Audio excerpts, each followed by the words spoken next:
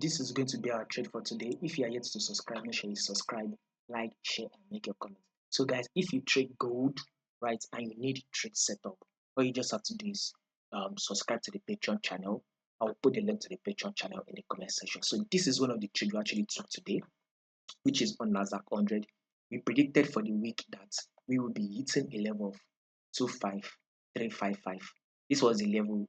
It was about 25360. That was the level we predicted that Nasdaq 100 will be hitting for the week. Will be hitting for that week, and Nasdaq 100 got to that week and even broke above it. So we will be covering more for gold and other pairs. So if you trade, right, gold, Nasdaq, S&P 500, you need to subscribe to the Patreon channel.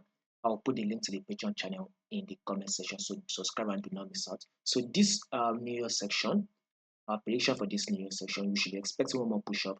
But if you take a look at this, gold is currently kind of giving us this range here, and one more push-up is what we should be expecting. So another bullish move, for me, a new high is what we should be expecting on gold.